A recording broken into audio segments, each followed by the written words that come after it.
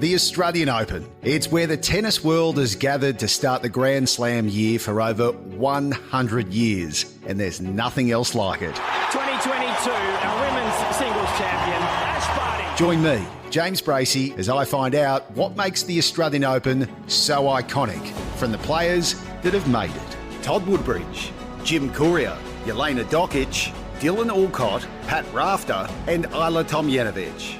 Australian Open, the Happy Slam. Subscribe now wherever you get your podcasts.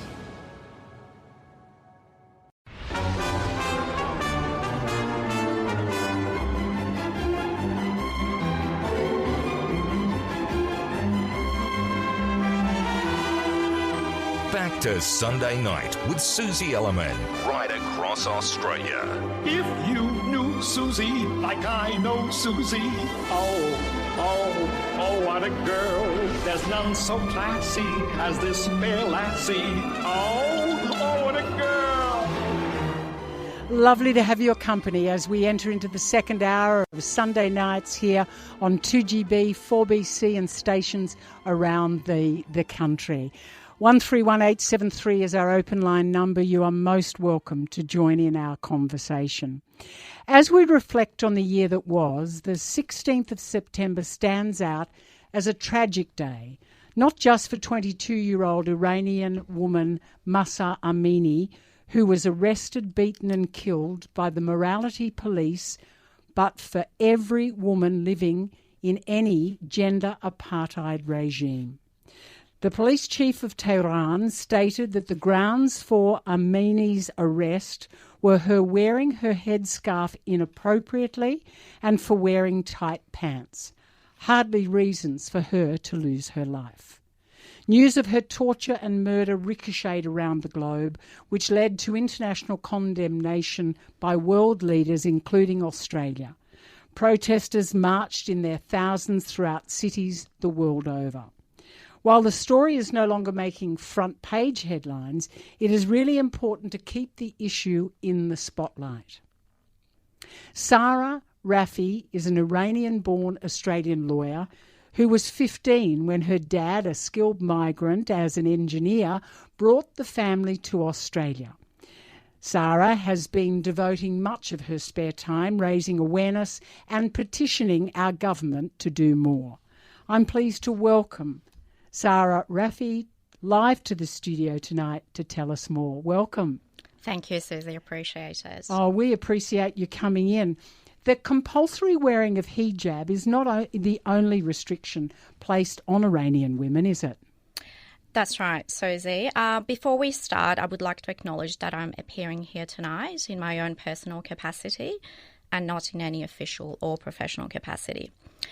In answer to your question, yes, that is correct. The Islamic Republic Regime in Iran is a gender apartheid regime with women bearing the brunt.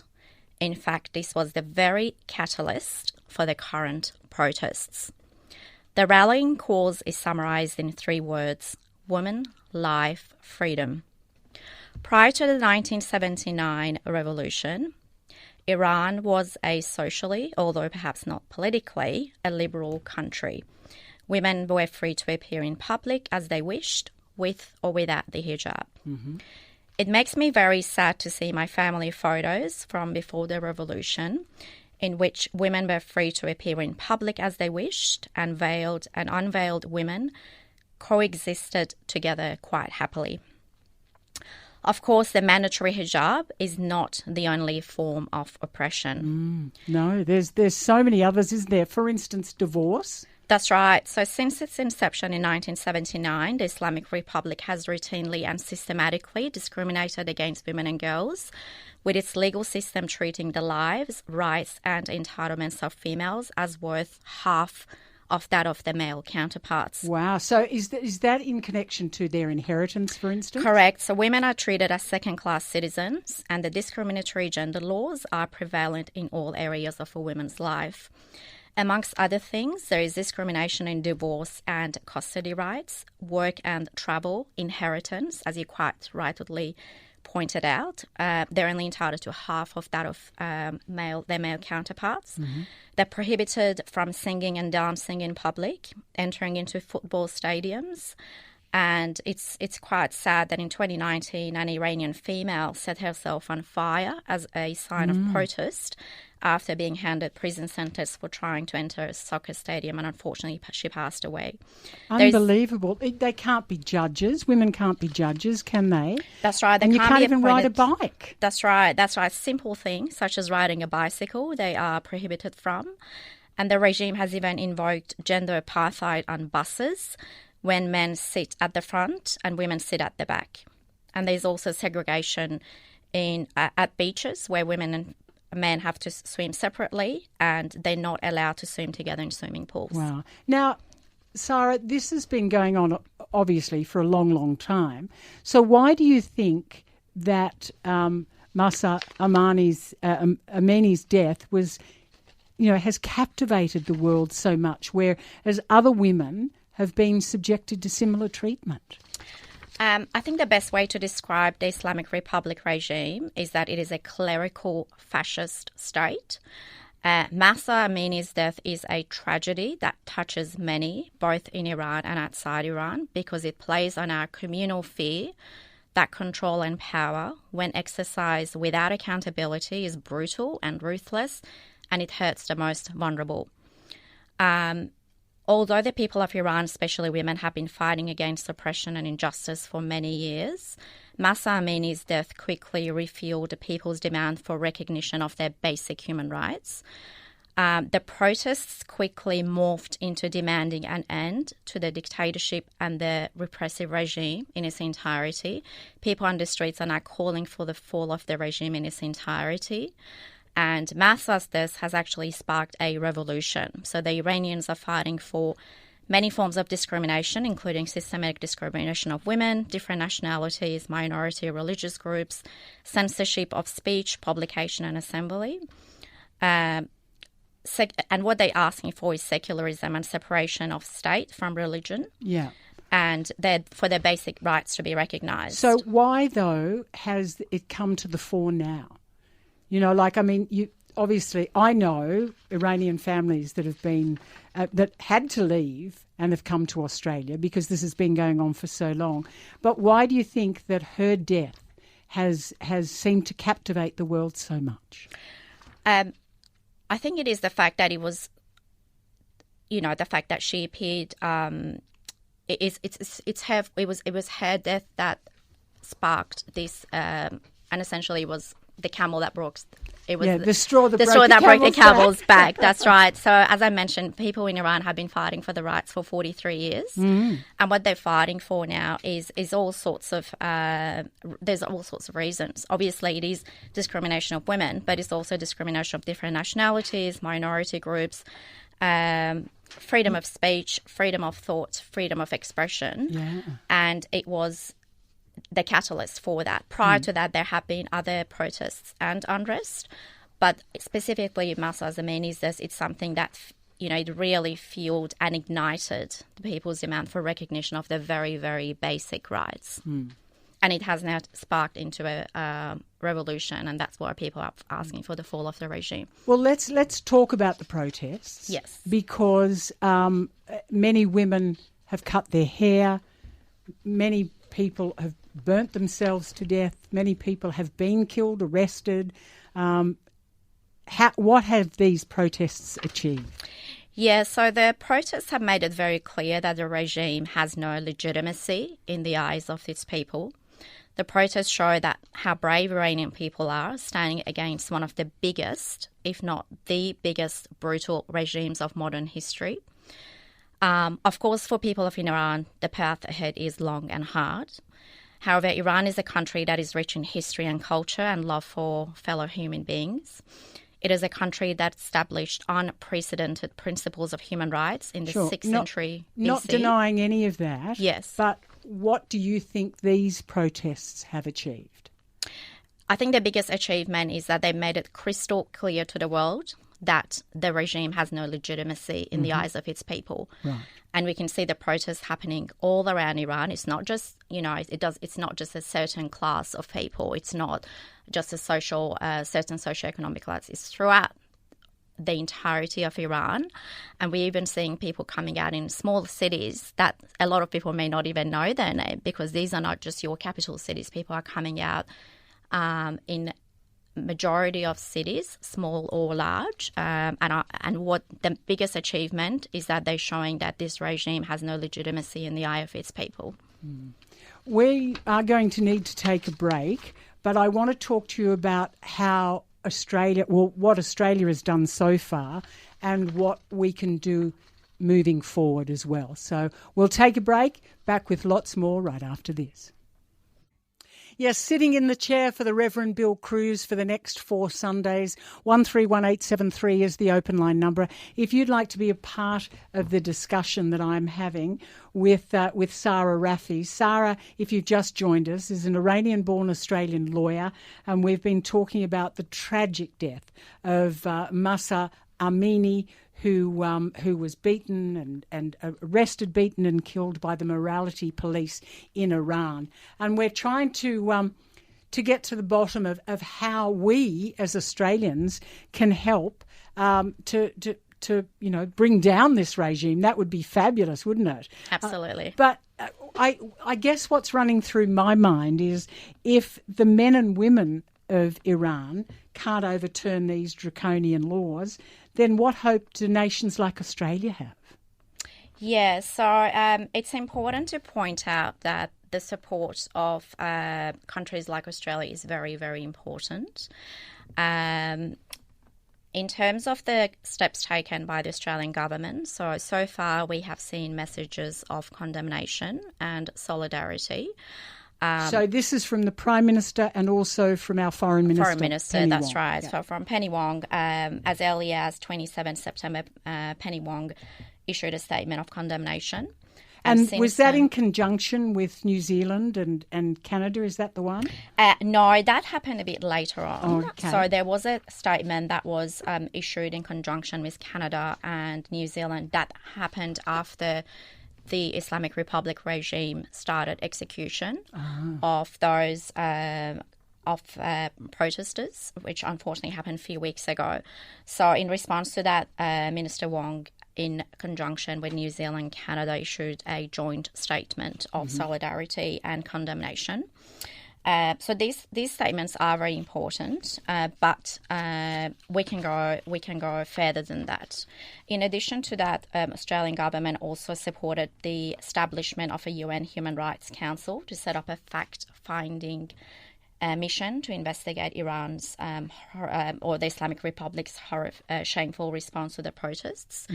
And Australia also supported a resolution for the Islamic Republic to be removed from the United Nations Commission on Status of Women. So these steps have been very important, and they're very welcome by the Iranian-Australian community. But we think that further steps are needed to be taken. Actually, I also forgot to mention that on 10th of December, Minister Wong also announced Magnitsky-style sanctions on a number of individuals involved in human rights violations. Now, just explain Magnitsky, is that it? Magnitsky? Magnitsky. It is a Russian name. So Magnitsky, by way of a quick introduction, Mr. Magnitsky was a Ukrainian-born Russian lawyer and tax advisor, and he uncovered widespread corruption in Russian tax and law enforcement by Russian tax and law enforcement officials. He was imprisoned and mistreated and eventually died in custody. In his honour, these laws came into power, and Australia enacted Magnitsky-style sanctions. So these sort of sanctions are different to broad-based economic sanctions. Okay, so what would these sanctions entail? So they are targeted sanctions. They target individuals and entities that engage in human rights violations, and if done correctly, they can be quite effective. What most people don't realise, that a lot of the regime officials of Islamic Republic actually have assets and children that live outside of Iran, including Australia. So they have assets and things like that. That what we're asking for essentially is for them to be on the receiving end of these targeted sanctions, and for more to be done, because I think currently only 6 individuals have been targeted, whereas in other countries are ahead of us in terms of imposing these targeted sanctions. So, for example, Canada has imposed sanction, I think, on around 200 individuals and entities. So what we are asking for, noting that Australia is a member of the Five Eyes, which is an intelligence alliance comprising of Canada, New Zealand, United Kingdom and United States, to have a coordinated effort with allied countries and to go after these individuals in order to make it costly effectively, because once you make it costly for people to engage in human rights violations, they think twice before doing it. And this is something that can be quite effective, and it is something that's quite tangible. Now, you've been involved in one of the 2 Australian Senate inquiries, haven't you?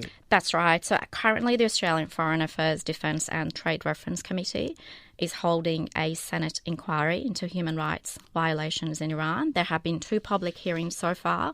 I attended the one on the 28th of November, and there was another one also on the 21st of December. And so what will they achieve? The purpose of the Senate inquiry is for the committee to prepare a report of recommendations to the government. That report is due on the 1st of February, and in response to that, the government has to prepare a response effectively, whether or not they will enact or act upon the recommendations contained in the Senate's report. Okay. So it is quite important to see the outcome of that. So what diplomatic and economic sanctions would make a difference? What can we do as an Australian government, for instance, to what sort of diplomatic and economic sanctions do you think? In terms of diplomatic actions, one thing we're asking for is for the ambassador of the Islamic Republic to be expelled from Australia, and as well as other representatives of the Islamic Republic in Iran. Has that happened elsewhere in the world? My understanding is that it has not happened yet, but it has happened in the past. This is when the Islamic Republic started executing dissidents on European soil. Right. And as a result of that, a few European countries started expelling the ambassador and also recalling their own ambassador, and that actually turned out to be quite effective. Mm-hmm. Since then, so this is something that happened in the early 1990s. Since then, the Iranian regime hasn't, at least publicly, engaged in killing off its dissidents on European soil. And I guess what we're asking for is Australia to take a leading action and start a coordinated efforts with other allied countries in order to take these steps. So that's one of the diplomatic measures. And the other thing is imposing visa bans and also freezing of assets of key Islamic Republic officials, and also the IRGC. Yes. Now, I want to ask you about the IRGC. Explain what that is, please. Yeah. So the IRGC is it's a militant group, essentially. It was incepted by the regime about 43 years ago to serve the regime. It overshadows the traditional army. And since its inception, it has pursued world dominance and expansionist policy.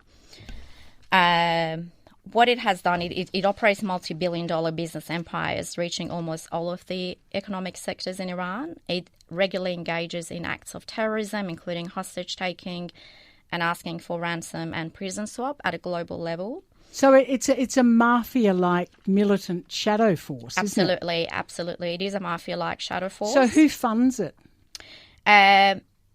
Since it started by gaining power 43 years ago by illegally confiscating assets of Iranians, for example, Baha'is or other minorities that had to quickly leave Iran to escape persecution. And then it quickly got into the oil and gas and construction industry. Yep. And started pursuing expansionist policies throughout the globe.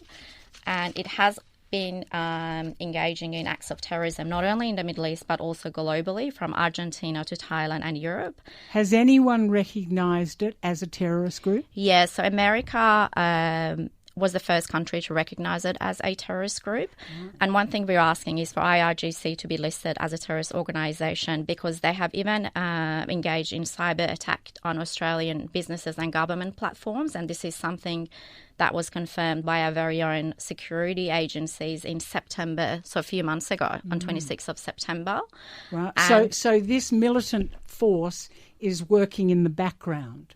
Absolutely. Well, not so much in the background. They can be quite overt, both covert and overt. Okay. They are the biggest supporter of Hezbollah. They fund Hezbollah. So Australia quite rightfully listed Hezbollah as a terrorist organisation in December last year. Mm-hmm. And what we're asking for to say, by the very same reason, given that they fund Hezbollah and are the parent company, they should also be listed as a terrorist organisation. Okay. Wow.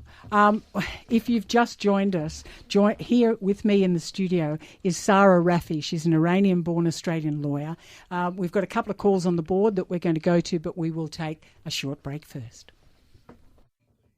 Sitting in the chair for the Reverend Bill Cruz, 131873, if you want to be part of the discussion I'm having with Sara Rafiee. She's an Iranian-born Australian lawyer who has been spending much of her spare time raising awareness and petitioning our government to do more in relation to the 22-year-old Iranian woman, Mahsa Amini, who was arrested, beaten and killed by the morality police in Iran. Let's go to the open line and say good evening to Pam.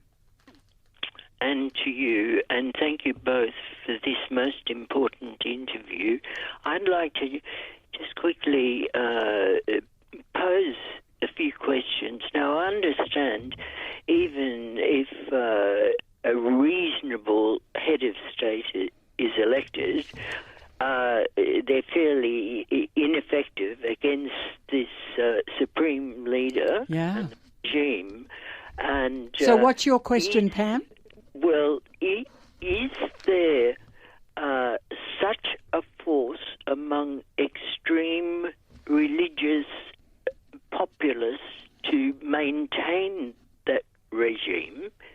And I have heard from Iranians here that the problem being, if this regime were removed, who would in fact replace? And I've heard also that, is it the son of the supreme leader living in America could also be a candidate? Well, I'm glad you've asked that question, Pam, because that was going to be the next one that I was going to ask Sara too. The supreme leader obviously is 83 years old. Does he have a successor? He's got 4 sons. Obviously, his 2 daughters wouldn't get a look in. But I guess that's the point Pam's making. Is there something in the future where they're going to get a better leader? The answer to that is no. The problem is the current regime in its entirety is untenable, just because of the way it is set up. So this supreme leader was not elected by people. He was elected by a group of 7 clerics, and they're the one who choose who gets to be the supreme leader. He's been in power for more than 30 years, and in the event that he passes, again, those 7 clerics would choose someone who's just as bad as him, if not worse, and the cycle will continue. So that's why the people in Iran are asking for the regime in its entirety to be delegitimised, just because the system, the way it is set up, there is no scope for any sorts of hope or any sorts of improvement. The whole thing has to go. Isn't it? Yes. So sad. So what can we as Aussies do? Yes, I'm very glad you asked this question. It is an important question. It would be great to intensify pressure on policymakers and decision makers in Australia in order to diplomatically isolate and shame the Islamic Republic regime.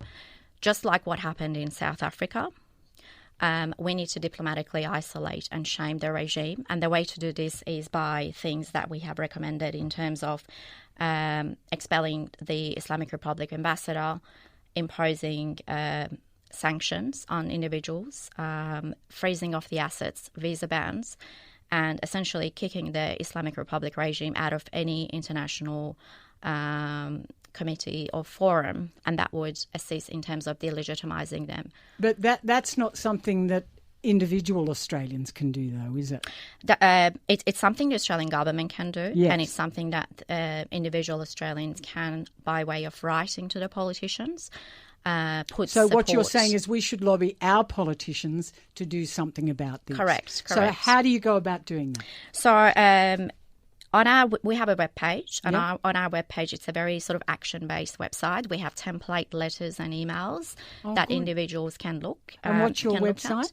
at. If under Google, you could please put Linktree, LINKTREE, and United for Iran with number 4, so United for Iran.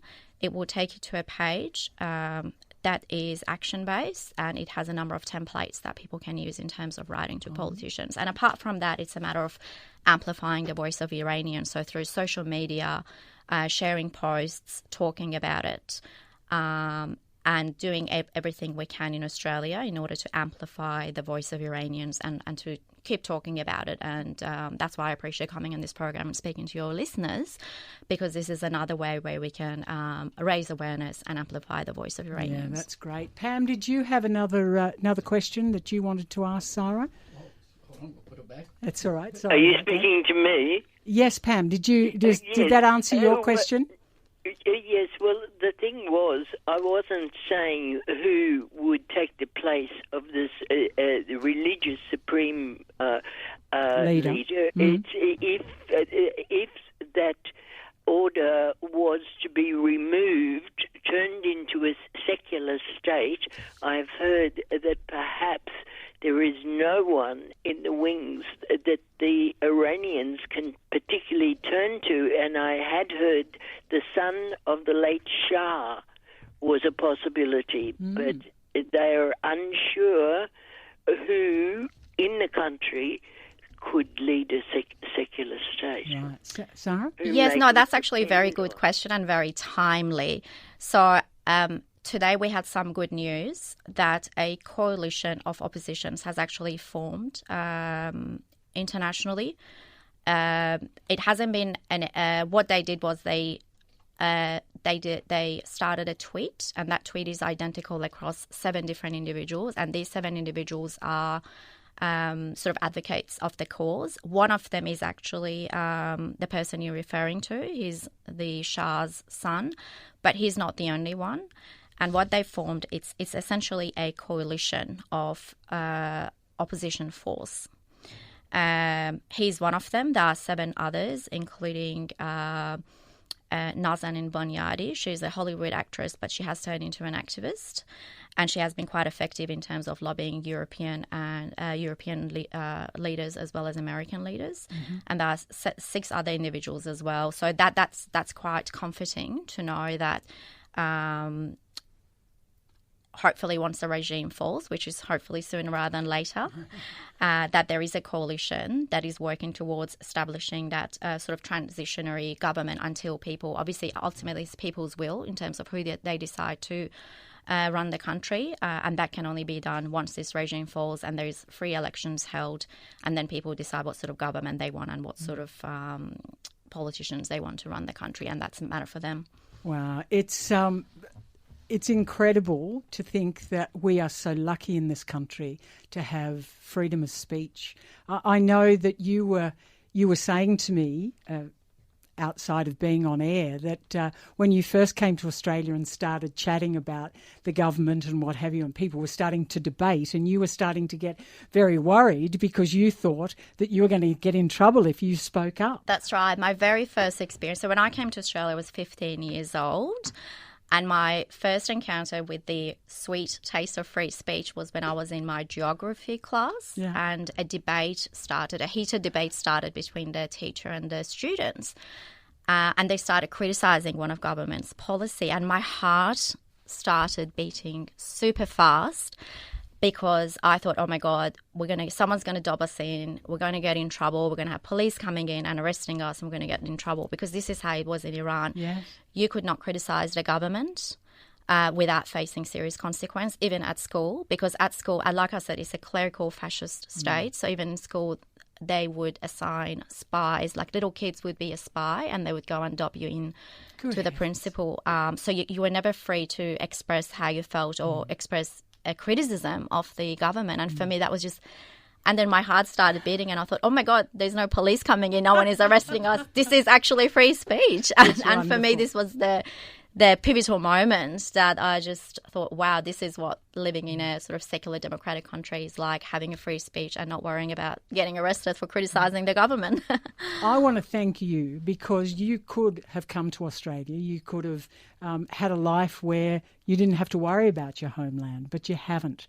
You've actually devoted so much of your spare time to building this sort of awareness and lobbying the government. So congratulations to you. Thank you for giving us your time and for explaining it so succinctly. And I don't think there would be a human being listening that wouldn't have empathy for any Iranian, whether they be male or female, but in particular to females as well. So we will give, if you can give Jeanette that website again. Sure. So if anyone wants to ring in, 131873, if you want to get a hold of that website and do something, even if it's filling out one of the letters that are already pre-done to send it off. But if we all sit in silence, nothing is going to change. So thank you so much for sharing it with us. Thank you. I really appreciate it. My special guest in the studio has been Sara Rafiee, Iranian-born Australian lawyer who is bringing us aware of what is happening. And if we can all do something about it, then we've achieved something. I think that's really important. Back right after this break.